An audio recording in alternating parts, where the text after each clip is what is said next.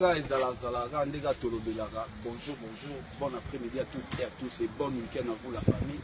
Minga olobele zate balobi mingi si tu peux ça tango maman Charlotte Pigeon. Balobi to pe c'est la tango na biso pe ngo ekokio balobi na kikongo tamuzi ifweni. Kabe boy Jésus Matamoros Gora et Tony Sosa se présente toujours chaque fois. La famille monde entier mingi olobele zate si tu peux ça tango on corrige le Maroc.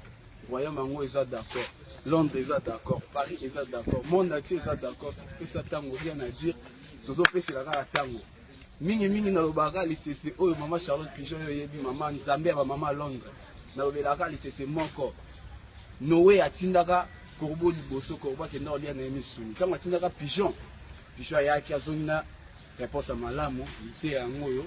Bolanda si tu peux ça tango tamuzi fweni tango biseko mingi kabe bo Jésus Matamoros si tu peux ça tango tout ça partout Facebook YouTube donc partout dans la site nos story ngolu ka okuta si tu peux ça tango beta romona ba ya bien baza ba chéri baza ba chroniqueur a bien baza masolo a bien za na 4 donc information à monde entier za na 4 si tu peux ça tango donc maman Charlotte Pigeon kabe bo igora yeyo Jésus Matamoros mona na azara na royaume donc Nazar Prince.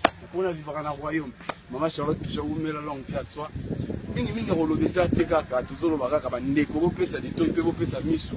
Pour ceux qui te moni to ekoyo kasi pesa tango maman Charlotte Pigeon. Zamba ba maman Londres. Rien à dire kabe bo ya pesa kambo déjà sali. Tout mes potes ba na kasi pesa tango joie chika. Ala ta propre. Hidalgo kazeza hydraulique yo yebi. Papa Foulous, c'est que bien yo yebi. Kevin Simba Skeleu, mon frère à Port Yakacha yebi. Na bosante masanga susu kabe muyamu. Masanga susu yakati teni. Ayebi sa subi ya deba. Libota boyebi bino na zakana bino déjà ato na kasi pesa tango.